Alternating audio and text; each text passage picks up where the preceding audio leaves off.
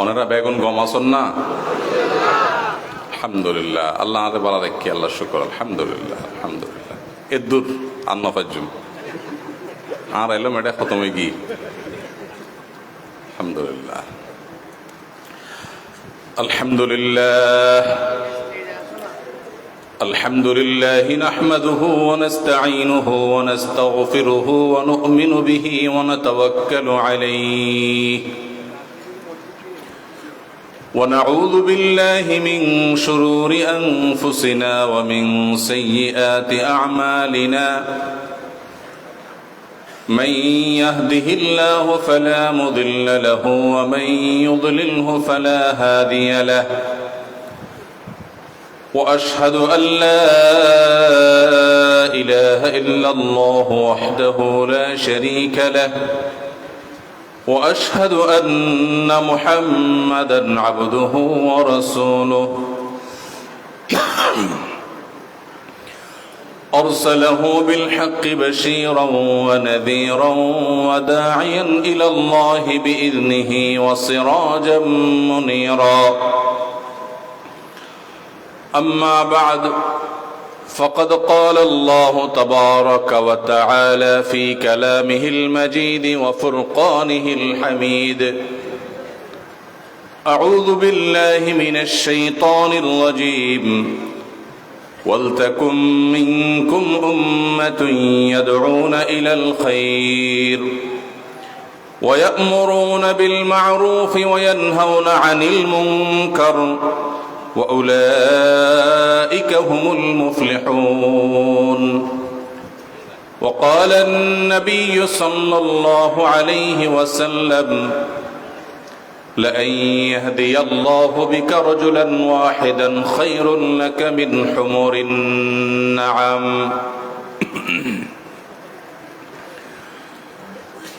বাংলাদেশের প্রাচীনতম দ্বীনি শিক্ষা প্রতিষ্ঠান শতবর্ষী দ্বীনি ইদারা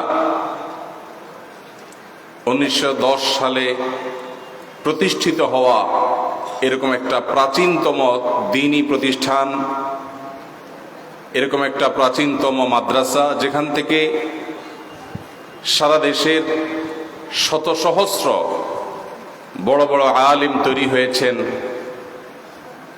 সমাজ সংস্কারক এবং উম্মার বড় বড় কান্ডারীরা যেখান থেকে তৈরি হয়েছেন, সে ঐতিহ্যবাহী জামিয়া জিরির বার্ষিক মাহফিলের আজকের এই অধিবেশনের সম্মানিত সভাপতি, উপস্থিত ওয়াজিবুল ইহতারাম উলামা একরাম, আমার প্রাণপ্রিয় তলবায়ে আজিজ, অত্র এলাকার প্রাণপ্রিয় দিন দরদি ভাইয়েরা এবং পর্দার আল থেকে যে সমস্ত মানুষ আমাকে শুনছেন সে সমস্ত মা বোনেরা, আল্লাহ রাব্বুল আলামিন এই মাহফিলে যে সমস্ত উপকারী কথা বলা হচ্ছে, যেগুলো আমরা শুনছি, আল্লাহ আমাদের সবাইকে আমল করার তৌফিক দান করুন। মুহতারাম মুআজ্জাজ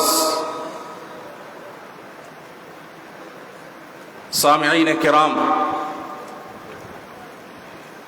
এই মাহফিলে গতকাল এবং আজ এ যাবৎ অনেক উলামা একরাম অনেক মূল্যবান কথা বলেছেন, অনেক গুরুত্বপূর্ণ কথা বলেছেন।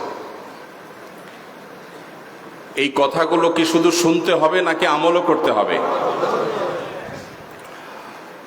আমি সংক্ষেপে কিছু কথা আরজ করব ইনশাআল্লাহ। তবে তার আগে গতকালকে এবং আজকে এই দুই দিনে উলামা একরাম যে সমস্ত বক্তব্য রেখেছেন, যে সমস্ত কথা বলেছেন, এই কথাগুলো কতটা আমরা মনোযোগ দিয়ে শুনেছি, কতটা কাজে লেগেছে, সে বিষয়ে আমি ছোট একটা জরিপ চালাতে চাই। আপনারা কি পরীক্ষা দিতে রাজি আছেন? কালকের মাহফিলের আলোচনা আর আজকে যাবৎ যে আলোচনা হয়েছে সেই আলোচনাগুলোর পরে একটা সংক্ষিপ্ত পরীক্ষা, রাজি আছেন ইনশাআল্লাহ? আচ্ছা, যে সমস্ত মাদ্রাসার ছাত্রদেরকে আমি আলাদা প্রশ্ন করব, যে সমস্ত মহল্লার বা দূর দূরান্ত থেকে আসা সাধারণ ভাই ব্রাদার আছেন যারা মাহফিল ওয়াজ শুনতে আসছেন, গতকালকে আসছেন অথবা আজকে আসছেন, মাহফিলে যে সমস্ত আলোচনা হয়েছে, কোন কথাটা আপনার হৃদয়ে রেখাপাত করেছে, আপনার মনে দাগ কেটেছে, কোন কথাটার উপর আপনি আমল করার সিদ্ধান্ত নিয়েছেন, কোনটা আপনার কাছে নতুন কথা মনে হয়েছে? সাধারণ শিক্ষিত ভাইদের মধ্যে কেউ থাকলে দাঁড়ান। কালকে অথবা আজকে দাঁড়ান দেখি, বলেন আপনি কোন ওয়াজটা শুনছেন কালকে অথবা আজকে, যেটা আপনার অন্তরে লাগছে, বলেন তো দেখি। ওয়ালাইকুম আসসালাম।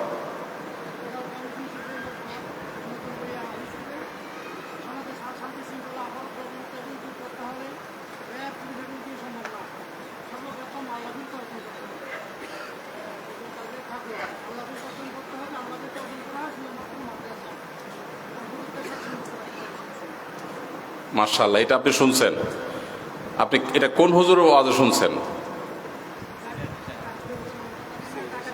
হুজুরের নাম বলতে পারতেছেন না। আপনার কি নাম? শাহজাহান। বাড়ি কোথায় আপনার? এখানে জিরি। মাশাআল্লাহ, বসেন। আর কোন ভাই আছেন? ভাই বলতেছেন যে উনি কালকে এক বক্তার বক্তব্য থেকে শুনেছেন যে আমাদের দেশে আইন শৃঙ্খলা এটা যদি ঠিক রাখতে হয়, তাহলে র্যাব, পুলিশ বা প্রশাসনে যে ভাইয়েরা কাজ করছেন, এর পাশাপাশি ভালো মানুষ গড়ার যে কাজটা মাদ্রাসাগুলো করতেছে, এটাও থাকতে হবে। না হলে শুধু আইন শৃঙ্খলা দিয়া একটা দেশের, আইন শৃঙ্খলা রক্ষাকারী বাহিনী দিয়া একটা দেশের আইন শৃঙ্খলা পরিস্থিতি পরিপূর্ণ স্বাভাবিক করা যাবে না। ওলামায়ে কেরাম মানুষকে ভালো করার চেষ্টা করবেন, আবার দুষ্ট মানুষদেরকে শাসন করার জন্য প্রশাসন থাকবে। এই দ্বিমুখী প্রচেষ্টার মাধ্যমে একটা সুস্থ সুন্দর সমাজ গড়ে উঠবে। এই জিনিসটা উনি গতকালকে শুনেছেন। মাশাআল্লাহ। আর কে হাত তুলেছেন ওইদিকে? হ্যাঁ, দাঁড়ান দেখি, বলেন আপনি কি শুনেছেন?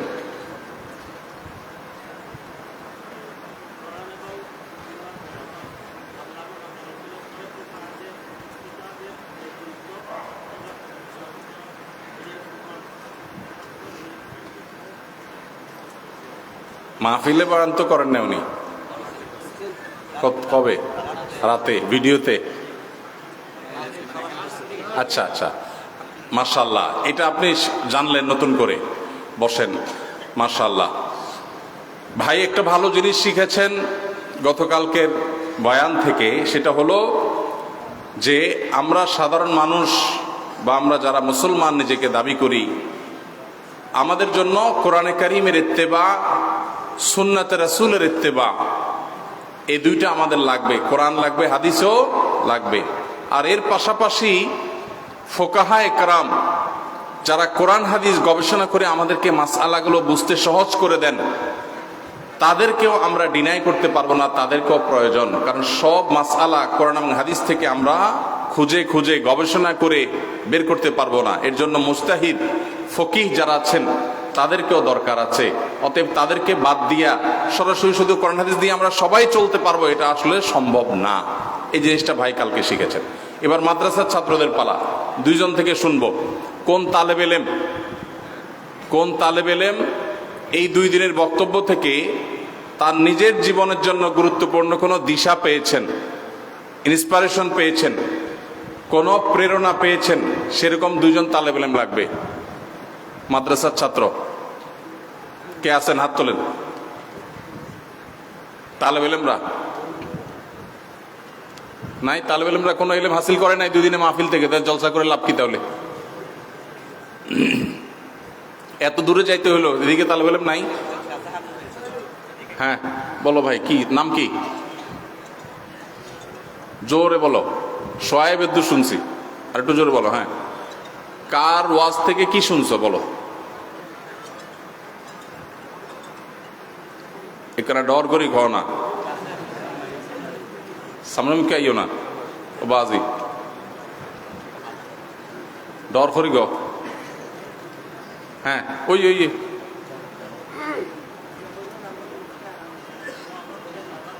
হ্যাঁ, মুফতি আনাম সাহেবের ওয়াজ থেকে কি কি জিনিসটা তুমি তালেব ইলম হিসাবে তোমার উপকার আছে, তুমি সাধারণ মানুষের মধ্যে বললে হবে না। তালেব ইলম হিসাবে তোমার কি ফায়দা হয়েছে সেটা বলো। তোমার জীবনের কোন মোড়টা পরিবর্তন করার ডিসিশন নিয়েছো বলো।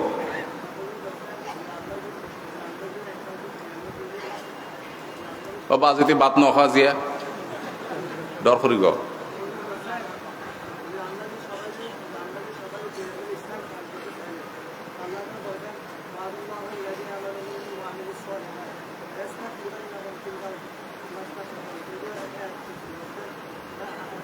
ভাই আজুবদা বলো, খোলাসা বলো। তুমি ওয়াজ করার টাইম নেই তো, ওয়াজ তুমি করলে আই কেন বুঝু, সংক্ষেপ করি কও।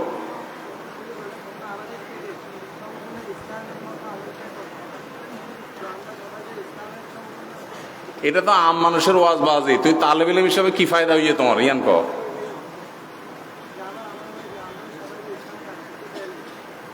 নিজেরা সলিড হইতে হবে।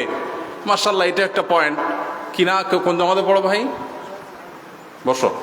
এই তালেব ইলম সোহেব সে বলতেছে যে কালকে একজন আলেমের বক্তব্য থেকে সে এই পয়েন্টটা নিয়েছে যে আল্লাহ রাব্বুল আলামিন কোরআনে কারিমে বলেছেন, যদি তোমরা ঈমান আনো নেকামল করো, আল্লাহ তাআলা তোমাদেরকে এই পৃথিবীতে কর্তৃত্ব দিবেন, প্রভাব দিবেন। আল্লাহ তাআলা তোমাদেরকে খেলাফত দান করবেন যদি তোমরা ঈমান এবং নেকামল গড়ো। এই জন্য আমরা যদি দিন চাই সমাজে, রাষ্ট্রে, পৃথিবীতে, তাহলে আমাদের নিজেদেরকে সলিড ইমানদার এবং মুত্তাকি পরহেজগার দিনদার হইতে হবে। মাশাআল্লাহ, গুরুত্বপূর্ণ পয়েন্ট। কিন্তু তালেব ইলম হিসাবে এলমি পয়েন্ট দরকার। আর কোন তালেব ইলম আছেন? আরেকজন পেছনে শূন্য, ও সামনে তিও বাজে। ওয়ালাইকুম আসসালাম রহমতুল্লাহ। রাকিব ভাই, জি কোন জামাতে? হ্যাঁ, দাওরা হাদিস, জি।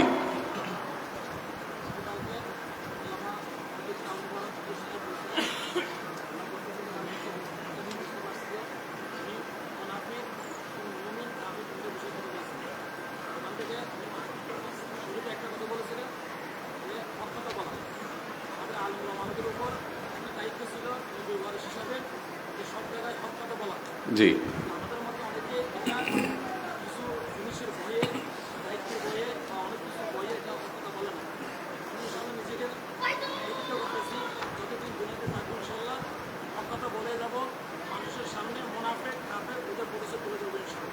মাশাআল্লাহ মাশাআল্লাহ, আহসানতুম, মাশাআল্লাহ, খুব ভালো পয়েন্ট।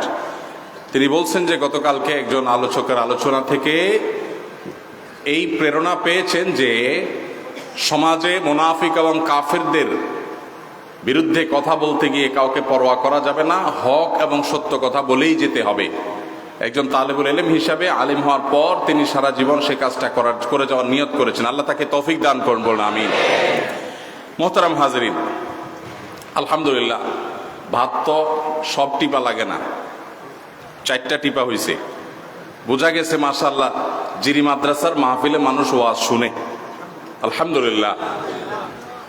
এটা হযরত মুহতারাম সাহেবের ইখলাস, আসাতিজা ইকরামের ইখলাসের বরকত এবং দলিল, এবং যে সমস্ত আকাবির আসলাফ এই মাদ্রাসা গড়ে গেছেন, এটা তাদের ইখলাসের দলিল। আল্লাহ তাআলা তাদের কবরকে জান্নাতের বাগান হিসেবে কবুল এবং মঞ্জুর করুন। মোহতারাম হাজরিন, খুবই সংক্ষেপে কয়েকটি কথা আমি বলতে চাই। যেহেতু মজলিসটা মিশ্র, তালেব ইলমরাও আছেন, আমাদের সাধারণ শিক্ষিত ভাইরা আছেন, সেজন্য বিষয়টাও উভয় শ্রেণী মানুষের জন্য মুফিদ হয় সেরকম একটা বিষয়ে খুব সংক্ষেপে কয়েকটা মিনিট আমি কথা বলতে চাই। আল্লাহ সুবহানাহু ওয়া তাআলা আমাদের নবী মুহাম্মদ সাল্লাল্লাহু আলাইহি সাল্লামকে শেষ নবী করে পাঠিয়েছেন। তারপরে আর কোন নবী বা রাসূল কি আসবে? মুহাম্মদ সাল্লাল্লাহু আলাইহি সাল্লামের পরে যদি কেউ নিজেকে নবী বা রাসূল হিসাবে দাবি করে বা মাসিহে মাউউদ বা এই জাতীয় কোনো দাবি করে, তাহলে সে ইসলামের গণ্ডি থেকে সারা পৃথিবীর সকল ওলামাদের ঐক্যমতে বের হয়ে যায়, সে কাফির হয়ে যায়। এইরকম মুসলমান নাম ব্যবহার করা অমুসলমান আমাদের সমাজে আছে, আছে না নাই? মির্জা গোলাম আহমদ কাদিয়ানি, তাকে যারা অনুসরণ করে বলে দাবি করে, নাম দেয় আহমদী মুসলিম। নাম দিয়েছে কি? আহমদি মুসলিম, মুসলিম নাম রাখছে যাতে করে ধোঁয়াশা তৈরি হয়, মানুষ যাতে সাদার কালোর মধ্যে, হক আর বাতিলের মধ্যে পার্থক্য করতে না পারে, বিভ্রান্তি যেন তৈরি হয়, ভালো জিনিসের সাথে পচা জিনিসও যেন ঢুকাই দিতে পারে, সেজন্য নাম রাখছে কি আহমদি মুসলিম জামাত। যে ব্যক্তি মুহাম্মদ সাল্লাল্লাহু আলাইহি সাল্লামের খতমে নবুয়তকে অস্বীকার করে, মুহাম্মদ সাল্লাল্লাহু আলাইহি সাল্লাম শেষ নবী, তারপর আর কোন নবী আসবেন না, মুহাম্মদ সাল্লাল্লাহু আলাইহি সাল্লামের পরে কিয়ামতের আগে পৃথিবীর সবচেয়ে বড় ঘটনা কিয়ামত হবে। সবচেয়ে বড় ঘটনা কি হবে? মহাপ্রলয়, আস-সাআহ। এর চাইতে বড় কিছু আর ঘটবে না। অর্থাৎ মুহাম্মদ সাল্লাল্লাহু আলাইহি সাল্লাম এবং আস-সাআহ বা কিয়ামতের মধ্যবর্তী সময়ে, মহাপ্রলয়ের মধ্যবর্তী সময়ে আর কোন নবী রাসূল আসবে না। এটা চূড়ান্তভাবে প্রমাণিত কোরআন এবং হাদিসের আলোকে। এটাকে অস্বীকার করা, কোন ব্যক্তিকে নবী বা রাসূল মনে করা, এটা সুস্পষ্টভাবে কুফরি, যেই কুফরির ফলে মানুষ ইসলাম থেকে বের হয়ে যায়। আমাদের সমাজে অনেক মানুষ এরকম মুসলমান নাম ব্যবহার করে আমাদের মতো জামা কাপড় পরে থাকেন, কিন্তু তারা মূলত কোরআন এবং হাদিসকে অস্বীকার করেন কার্যত, এবং কোরআন হাদিসের মৌলিক একটি গুরুত্বপূর্ণ বিষয়কে অস্বীকার করার ফলে তারা খারিজ হয়ে যায় ইসলাম থেকে। এরকম লোক আছে না নাই? ভাইরা আমার, আল্লাহ রাব্বুল আলামিন এই সমাজে এরকম বহু ফিতনা কিয়ামতের নিকটবর্তী হলে, সময় যখন কাছে আসবে, মহাপ্রলয়ের সময় যখন কাছে আসবে, এরকম ফিতনা দুনিয়াতে আল্লাহ তাআলা ছেয়ে দিবেন। নানামুখী ফিতনা দুনিয়াতে পতিত হবে। আল্লাহ সুবহানাহু ওয়া তাআলা আখেরি নবী মুহাম্মদ সাল্লাল্লাহু আলাইহি সাল্লামকে পাঠিয়েছেন, তারপর আর কোন নবী বা রাসূল আসবে না। এটা চূড়ান্ত। এই আকীদা বিশ্বাস ঈমানদার হওয়ার জন্য, মুসলমান হওয়ার জন্য জরুরি।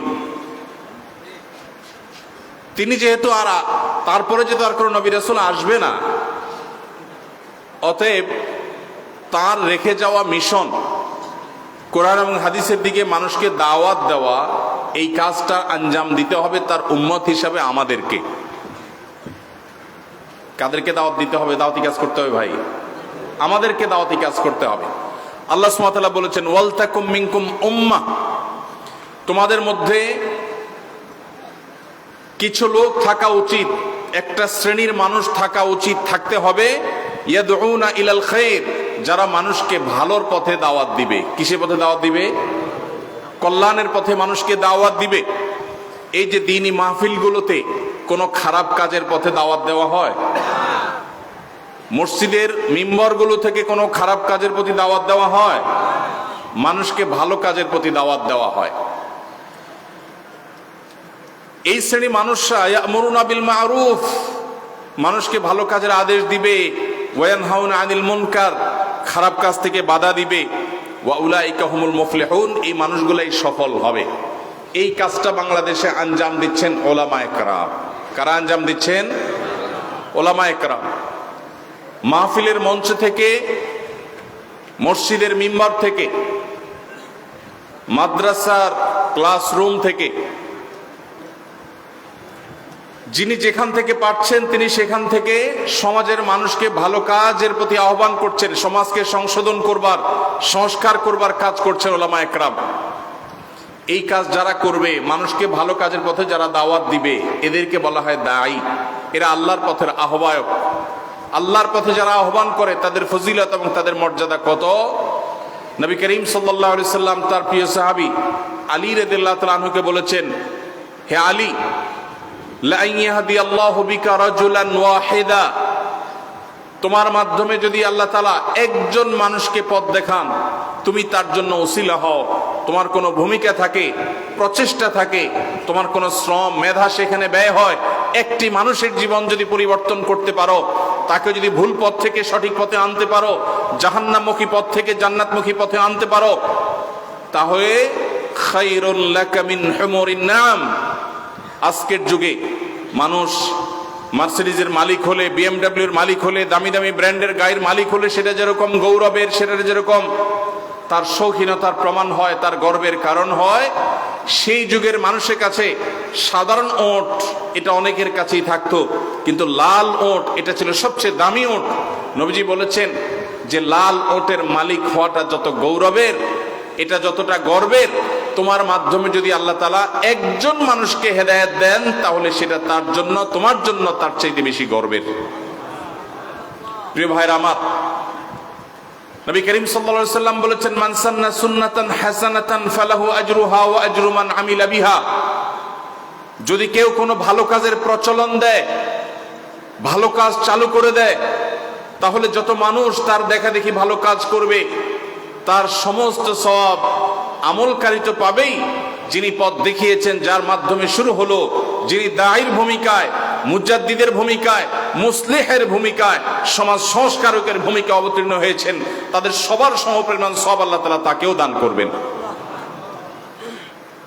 এই জিরি মাদ্রাসা 100 বছরের বেশি ধরে যে মাদ্রাসা দ্বীনের ইলম বিতরণ করে চলেছে, এই মাদ্রাসা থেকে যে সমস্ত আলেম বের হয়েছেন তারা বিভিন্ন জায়গায় দ্বীনের খেদমত করছেন না করছেন না? এই যে দায়ী তৈরি করা হলো, এই দায়ী তৈরি করার পেছনে যারা পরিশ্রম করেছেন, মেধা দিয়েছেন, কষ্ট করেছেন, যত দিনের কাজ হচ্ছে, এই সব দাওয়াতের কাজ, যত মানুষের জীবনে পরিবর্তন হচ্ছে, এই সব কিছুর সওয়াব আল্লাহ রাব্বুল আলামিন এই কাজ যারা করেছেন তাদেরকে দিবেন না? দিবেন না?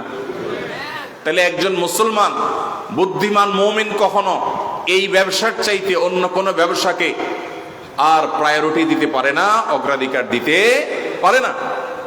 প্রিয় ভাইরা আমার, আমাদের সমাজে প্রত্যেকটা মানুষের মধ্যে কল্যাণ আছে।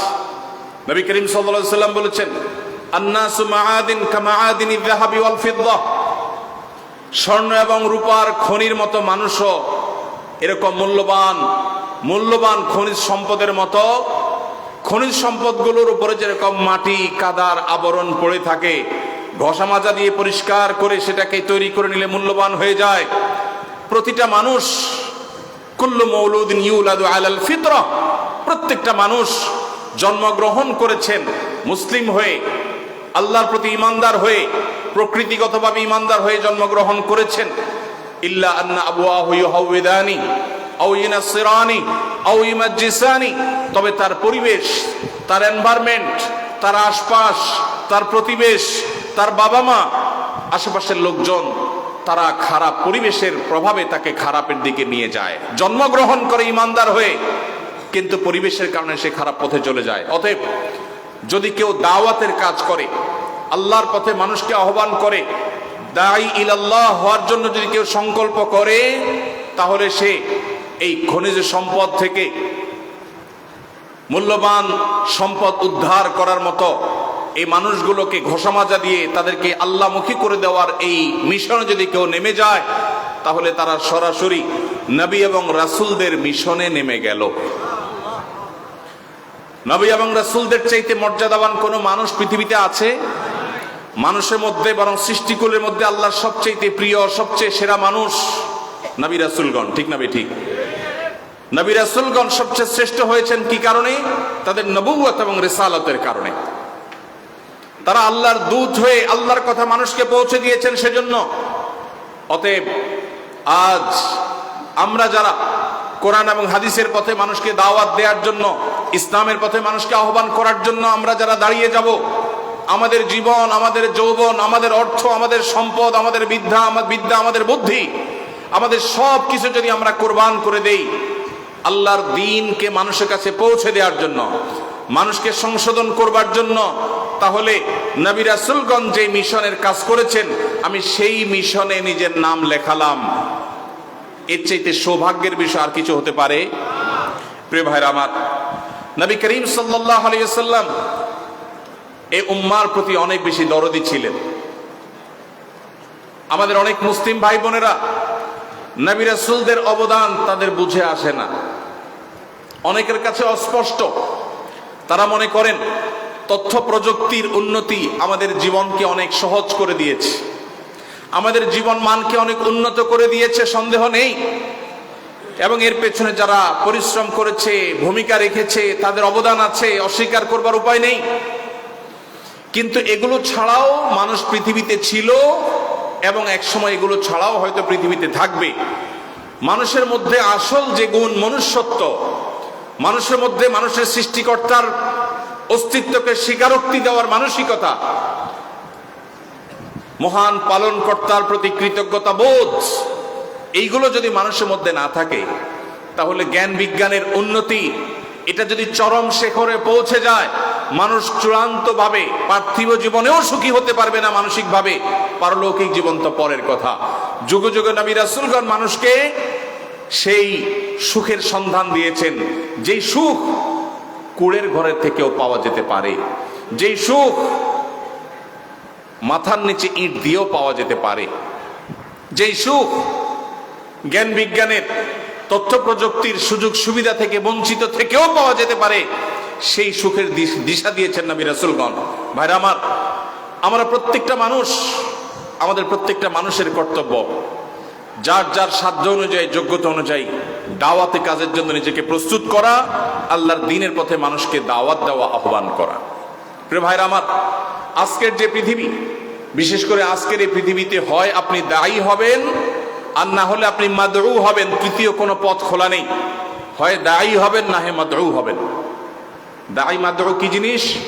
দায়ী হলো আপনি হয় আল্লাহর পথে মানুষকে আহ্বান করবেন, আর যদি আল্লাহর পথে আহ্বান আপনি না করেন, তাহলে আপনাকে শয়তানের পথে আহ্বান করা হবে। আমার তালেব ইলম ভাইরা, আলেম হওয়ার পর দাওয়া ইলাল্লাহ যদি আপনার মিশন না হয়, আপনার জীবনে অনেক কাজ থাকতে পারে, কিন্তু যদি আপনার জীবনের একটা পার্ট দাওয়া ইলাল্লাহ না থাকে, তাহলে শয়তানের দাওয়াত আপনি আলেম হিসাবেও পাবেন, টেরও পাবেন না কিভাবে পাচ্ছেন। এই জন্য আমরা আল্লাহর পথে মানুষকে দাওয়াত দেব তো ইনশাআল্লাহ। আমাদের সাধারণ ভাইরা যারা আছেন, এলাকার মহল্লার ভাইরা যারা আছেন, যারা মাহফিলে আসার সময় আরেকজন মানুষকে দাওয়াত দিয়ে নিয়ে আসছেন, চল একটু ওয়াজ শুনে আসি, জীবনটা যদি একটু পরিবর্তন করতে পারি, এটা আপনার কামাই হয়ে গেল। আপনি ওয়াজ শুনে সওয়াব পান বা না পান, ওই যে একটা লোককে এনেছেন আল্লাহকে খুশি করার জন্য, আর কাউকে খুশি করার জন্য না, সেই লোকটা এসে যদি এখান থেকে একটা কথা শুনে তার জীবনে কোনো পরিবর্তন আসে, কোনো উপকার আসে, কোনো আমল তার মধ্যে আসে, তাহলে আল্লাহ তাআলা আপনার আমল নামায় সেই সওয়াব দিয়ে দিবে। এই জন্য ভাই, আমরা সবাই দাওয়াতের কাজ করতে হবে কি হবে না ইনশাআল্লাহ? মাদ্রাসার তালেব ইলম ভাইরা যারা আছেন তারা দাওয়াতি কাজ করবেন, আপনারা যারা কলেজ ইউনিভার্সিটির ছাত্র আছেন, সাধারণ শিক্ষিত ভাইরা আছেন, আপনাদেরকেও দাওয়াতি কাজ করতে হবে। মনে রাখবেন, যারা দাওয়াতি কাজ করে, আল্লাহর পথে যারা আহ্বান করে, সত্যিকারের দায়ী যারা হয়, তারা শুধুমাত্র আল্লাহর কাছ থেকে বিনিময় আশা করে। কার কাছ থেকে বিনিময় আশা করে? আল্লাহর কাছ থেকে। এই দেশে আইন শৃঙ্খলা যতটুকু স্বাভাবিক আছে, এতটুকু স্বাভাবিক থাকার পেছনে আমাদের প্রশাসনের ভাইদের যে অবদান আছে, আইন শৃঙ্খলা রক্ষাকারী ভাইদের যে অবদান আছে, এর পাশাপাশি উল্লেখযোগ্য সংখ্যক অবদান এই দেশের ওলামায়ে কেরামের দায়ীদের। দাওয়াতি প্ল্যাটফর্মগুলো থেকে সারাদিন মানুষকে সততার পথে আহ্বান করা হয়, ন্যায্যের পথে থাকার জন্য আহ্বান করা হয়, মানুষকে অন্যের হকের ব্যাপারে সচেতন করা হয়। ওয়াজ মাহফিলগুলো যদি না থাকতো, মসজিদের মিম্বরগুলো থেকে যদি সত্যের পথের আহ্বান বন্ধ হয়ে যেত, দাওয়া ইলাল্লাহর কাজ যদি টোটালি না হতো, তাহলে এই সমাজের পরিবেশ পরিস্থিতি এটা দ্রুততার সাথে অবনতির দিকে চলে যেত। অতএব ওলামায়ে কেরামে কাজ করছেন, সে স্বীকারোক্তি আমাদেরকে দিতে হবে। যদিও দুর্ভাগ্যজনক বাস্তবতা হলো যে আমাদের সমাজে আলেমদের যে সমস্ত অবদান আছে সেগুলোর স্বীকৃতি দেওয়া হয় না। আলেমদের অবদানের স্বীকৃতি আছে? নাই। আলেমরা যদি পাহাড় পরিমাণ কাজও করেন, তারপরও সমাজে তাদের তেমন কোনো স্বীকৃতি দেখা যায় না। প্রিয় ভাইরা আমার, কিন্তু তাই বলে যারা আল্লাহর পথে দাওয়াত দেন, যারা দাওয়া ইলাল্লাহর কাজ করেন, যারা দায়ী আছেন বা দায়ী হবেন, তারা বলেন ইন আজরিয়া ইল্লা আলাল্লাহ। সমাজ স্বীকৃতি দেখ বা না দেখ, আমরা আমাদের এই কাজ করবই করব। মসজিদে ইমাম সাহেবকে আপনারা বেতন দেন, বেতন দেওয়া বন্ধ করলে কি ইমাম সাহেব নামাজ পড়া বন্ধ করে দিবে? মাদ্রাসায় ওলামায়ে কেরামকে সামান্য নামকাওয়াস্তে বেতন বা ওজিফা দেওয়া হয়, এটা না দিলে কি হুজুররা দিনে ইলম প্রচার করা, বিতরণ করা বন্ধ করে দিবে? এটা হলো ইখলাসের দলিল। এটা হলো কিসের দলিল? ইখলাসের দলিল। আল্লাহ রাব্বুল আলামিন আমাদেরকে যার যার সাধ্য অনুযায়ী দাওয়াতের কাজ করার তৌফিক দান করুন। ভাইরা আমার, দাওয়াতি কাজ যারা করবেন, তালেব ইলম ভাইরা যারা ভবিষ্যতে দায়ী হিসাবে নিজেদেরকে গড়ে তুলবেন ইনশাআল্লাহ, আপনাদের উদ্দেশ্যে বিশেষভাবে বলছি, দাওয়াতি কাজের জন্য নিজেকে উপযুক্ত করতে হয়। দাওয়াতি কাজ শুধুমাত্র কিছু বলতে পারলাম, কিছু বলা শিখলাম, মেশকাত দাওরায় পড়া শুরু করলেই ওয়াজের এক্সারসাইজ শুরু করে আজকাল ছেলেপেলেরা। দরজগার মধ্যে একা পাইলে কানে হাত দিয়া সুর তোলে, মাহফিলের বক্তা হইতে হবে, এটার এক্সারসাইজ করে। ভাইরা আমার, দায়ী হওয়ার জন্য সবচেয়ে বড় প্রস্তুতি হলো মানসিক প্রস্তুতি। কোন প্রস্তুতি? মানসিক প্রস্তুতি। মন থেকে এই প্রস্তুতি নেওয়া যে আমি দাওয়াতের কাজ করব, এই দাওয়াতের কাজের এই ময়দানটা ফুল বিছানো না, কাঁটা বিছানো। দাওয়াতি কাজের ময়দানটা ফুল বিছানো না, এটাতে কি বিছানো? কাঁটা বিছানো। বহু বাধা আসবে, বহু বিপত্তি আসবে, আমি সেগুলো সবগুলো ওভারকাম করার চেষ্টা করব। এরকম নিয়ত করা যাবে তো ইনশাআল্লাহ? সবচেয়ে বড় বাধা কোনটা? শয়তান আমাদেরকে নানামুখী প্রলোভন দিবে। টাকা পয়সার লোভ, বিভিন্ন রকমের মোহ, এগুলো আমাদেরকে টানবে। কিন্তু ওই যে ইন আজরিয়া ইল্লা আলাল্লাহ, নববী চেতনাকে ধারণ করে নিয়ত করতে হবে, আমি খুব সাদা মাঠা জীবন যাপন যদি করতে হয়, না খেয়ে না দেও যদি থাকতে হয়, কোণঠাসাও যদি থাকতে হয়, খারাপও যদি থাকতে হয়, তবুও সেটাতে রাজি আছি, কিন্তু আমি আমার ইখলাস বিক্রি করব না। চেষ্টা করা যাবে তো ইনশাআল্লাহ? তার বলেন ভাইরা, দায়িত্ব অনেক আছে, দায়িত্ব অভাব নাই। এত দায়ী আজ বাংলাদেশে আছে যে গত 10, 20, 30 বছর আগে বাংলাদেশে এত দায়ী ছিল না। প্রতি বছর হাজার হাজার আলেম বের হচ্ছে, হাফেজ বের হচ্ছে, নতুন নতুন দায়ী আসছে। সমাজে কিন্তু সেরকম পজিটিভ পরিবর্তন হচ্ছে না। কারণ কি? দায়ী আছে, সেই দায়ী নাই যে দায়ী একাই হাজার লাখো মানুষের জন্য যথেষ্ট হবে।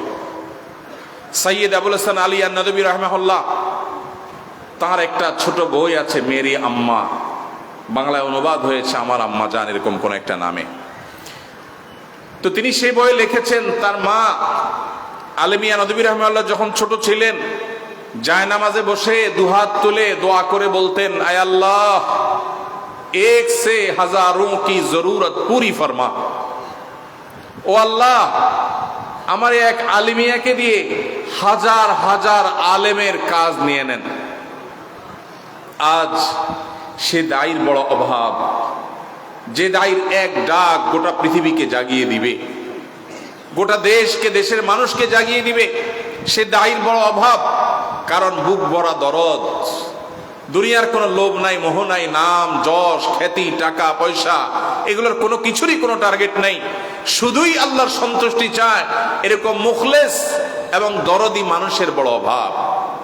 আমাদের সাধারণ শিক্ষিত ভাইরা যারা দাওয়াতি কাজ করছেন, কলেজ ইউনিভার্সিটিতে পড়ছেন, অনেক ভাইরা দাওয়াতি কাজ করছেন, খুবই ভালো কথা, এবং এটা আরো বাড়া উচিত। কারণ দাওয়াতি কাজ শুধু আলেমরাই করবেন এমন কোনো কথা নাই।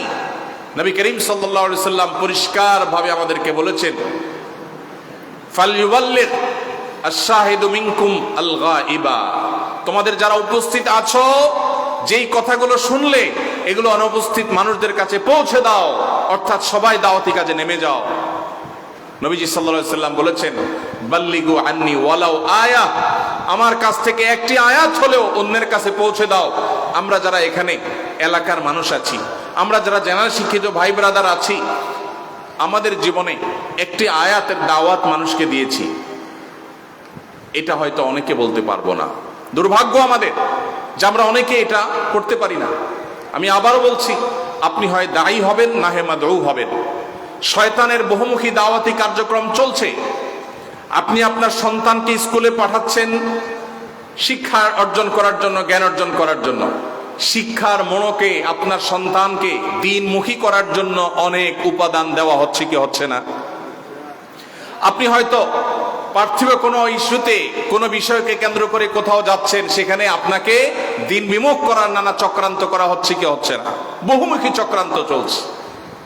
তো এই সমস্ত দাওয়াত থেকে বাঁচার জন্য নিজে দায়ী হইতে হবে। আপনি যদি দায়ী হন তাহলে আপনাকে ইনশাআল্লাহ আল্লাহ তাআলা সেফ রাখবেন এবং নিরাপদে রাখবেন। তো এই জন্য দাওয়াতের কাজ যারা সাধারণ শিক্ষিত ভাইরাও করবেন, তাদেরও ইখলাস অনেক বেশি গুরুত্বপূর্ণ। আজকাল সোশ্যাল মিডিয়ার এই সময়টাতে ইখলাস ধরে রাখা বড় কঠিন। মানুষের বাহবা, নগদ লাইক, কমেন্ট, নগদ ভিউয়ার্স, এগুলো দেখার পর মানুষের কাছ থেকে ফিডব্যাক, পজিটিভ ফিডব্যাক, মানুষের কাছ থেকে ভালো রিপ্লাই, এগুলোর প্রত্যাশা বাড়তে বাড়তে ইখলাস হয়তো হারিয়ে যায়। ও আরশে আজিমের মালিক, আপনি আমাদের সবাইকে ইখলাসের সাথে দাওয়াতের কাজ করার তৌফিক দান করুন। আল্লাহ আমাদেরকে রিয়া, লৌকিকতা থেকে আপনি হেফাজত করুন। শিরকে আসগর থেকে আপনি আমাদেরকে রক্ষা করুন। তালেব ইলম ভাইদেরকে বিশেষভাবে বলতে চাই, আমাদের কিছু দরদি দায়ী দরকার। এই উম্মার জন্য কিছু দরদি আলেম দরকার, যারা সত্যি আল্লাহর জন্য কাজ করবেন, যাদের মুখের কথা আর মনের কথা এক হবে, দুই হবে না। যারা দিনে ওয়াজ নসিহত করবেন, তাহাজ্জুদে সিজদায় রোনাজারি করবেন। সেরকম দরদি মানুষের বড় অভাব। আপনাদেরকে আমার ছোট ভাই হিসাবে আমি নসিহা করছি যে নিজেকে ভাইরাল করার, পরিচিত করার চেষ্টায় লিপ্ত না হয়ে মুখলেস করার চেষ্টায় লিপ্ত থাকেন।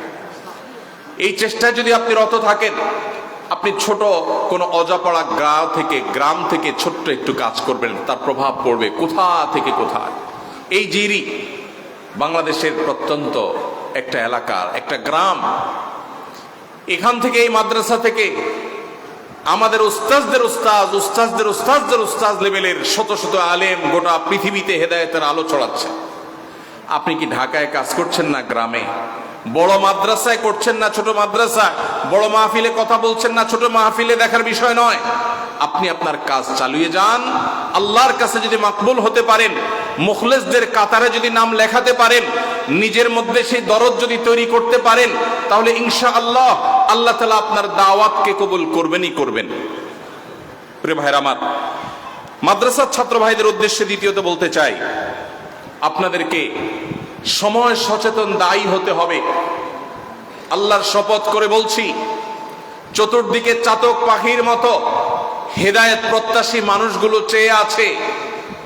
কেউ একটু হেদায়েতের বাড়ি বর্ষণ করবে, কোরআন এবং হাদিসের বাণী দিয়ে একটু সিক্ত করবে। এটার জন্য শত সহস্র মানুষ, লক্ষ কোটি মানুষ অপেক্ষমান আছে।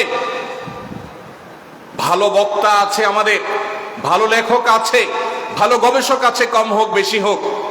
কিন্তু একদিকে দরদ ভরা দিল, ইখলাস ভরা অন্তর, অপরদিকে সময়কে রিড করার মতো, সময়কে পাঠ করার মতো, সময়কে বোঝার মতো এরকম বহুমুখী যোগ্যতা সম্পন্ন বিচক্ষণ আলেম দায়ীর বড় অভাব।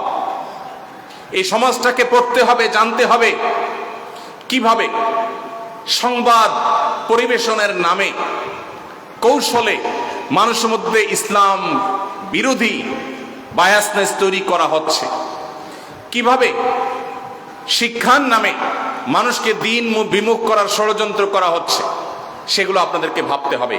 মুসলমানের সন্তানদের আইডেন্টিটিকে কিভাবে পরিবর্তন করে দেওয়া হচ্ছে, সেগুলো আপনাদেরকে ভাবতে হবে, জানতে হবে। প্রচলিত মতবাদগুলো সম্পর্কে, ষড়যন্ত্রগুলো সম্পর্কে, পশ্চিমা সভ্যতা এবং সংস্কৃতির বহুমুখী থাবা এবং সেটা বহুমুখী ক্ষতি, এগুলোকে আপনাকে স্টাডি করতে হবে, পড়াশোনা করতে হবে। পড়াশোনার কোনো বিকল্প নাই। কিছু কোরআন হাদিসের ইলম নিয়েই দাওয়াতি ময়দানে নেমে গেলেন, সময়কে জানলেন না, সমাজকে জানলেন না, সমাজের চ্যালেঞ্জগুলো জানলেন না, আপনি কখনো সফল সার্থক দায়ী হতে পারবেন না। নবী করিম সাল্লাল্লাহু আলাইহি সাল্লাম সম্পর্কে সিরাতে ইবনে হিশামের একটি বর্ণনা আব্দুল্লাহ ইবনে আব্বাস রাদিয়াল্লাহু তাআলা আনহুমা থেকে বর্ণিত হয়েছে। তিনি বলেছেন, নবী করিম সাল্লাল্লাহু আলাইহি সাল্লাম কোন কওমের সাথে সাক্ষাৎ করলে, তা কারো কোনো কওমের মুখোমুখি হতে গেলে আগে তাদের সম্পর্কে ভালো করে জেনে নিতেন। এই সমাজে কি চলছে, আমাদের অর্থনীতি, আমাদের শিক্ষানীতি, আমাদের অন্যান্য সেক্টরগুলো কিভাবে চলছে, এগুলোতে কিভাবে ভিনদেশীরা তাদের প্রভাব সৃষ্টি করছে, তাদের দেশীয় এজেন্টরা কিভাবে কাজ করছে, তাদের সেই কলা কৌশলগুলো, তাদের সে সমস্ত ষড়যন্ত্রগুলো আপনাদেরকে জানতে হবে, তাদের সে কর্মপন্থা আপনাকে বুঝতে হবে। সেজন্য সময়কে জানার জন্য আপনাকে ব্যাপক পড়াশোনা করতে হবে, অনেক ঘাটাঘাটি করতে হবে। আমি শুনেছি এই মাদ্রাসায় একাধিক গবেষণা কেন্দ্র আছে। এই গবেষণা কেন্দ্রগুলোতে সময়ের চ্যালেঞ্জ মোকাবেলার জন্য উপযোগী দায়ী যারা সময়কে পাঠ করতে পারেন, সময়ের চ্যালেঞ্জকে বুঝতে পারেন এবং সময়ের চ্যালেঞ্জ মোকাবেলা করার মতো বহুমুখী যোগ্যতা এবং প্রতিভার অধিকারী হতে পারেন, সেরকম আলেম আজ আমাদের দরকার। ভাইরা আমার, শুধুমাত্র গড়পড়তা ওয়াজ আমাদের করলে চলবে না।